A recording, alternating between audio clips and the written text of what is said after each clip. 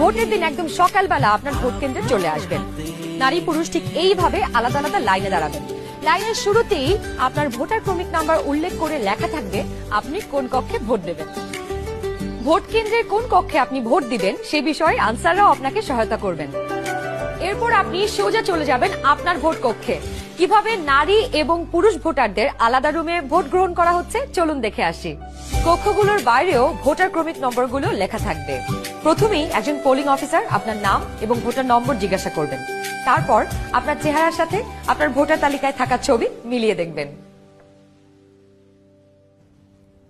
এটা আমি, এখানে একটু খারাপ আসছে ছবি। বাবার নাম আনিসুজ্জামান।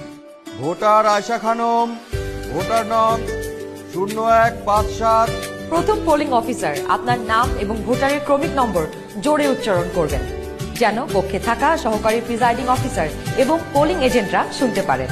এরপর দ্বিতীয় পোলিং অফিসার আপনার আঙুলে অমোচনীয় কালি লাগিয়ে দেবেন। তারপর আপনি চলে যাবেন সহকারী প্রিজাইডিং অফিসারের টেবিলে। প্রিজাইডিং অফিসার আপনার ভোটার নাম্বার লিখে আপনাকে দুটো ব্যালট পেপার দেবেন। জানি এবার গণভোটের জন্য গোলাপি ব্যালট আর সংসদ সদস্য নির্বাচনের জন্য সাদা কালো ব্যালট। বাহ! ব্যালট পেপার নেবার সময় আপনাকে স্বাক্ষর করতে হবে। আপনি চাইলে টিপসই দিতে পারেন।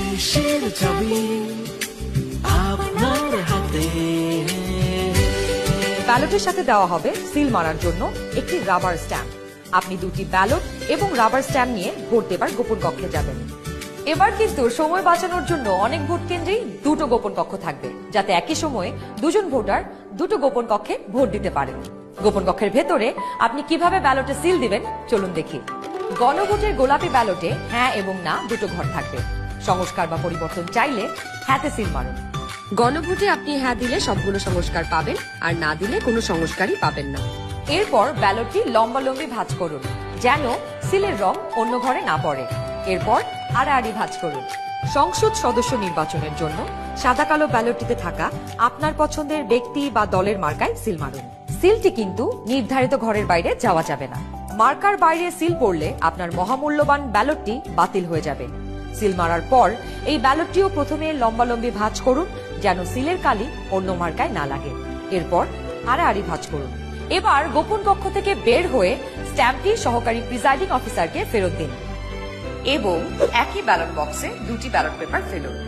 ব্যাস হয়ে গেল একদিনে 2 ভোট। একদম সহজ, তাই না?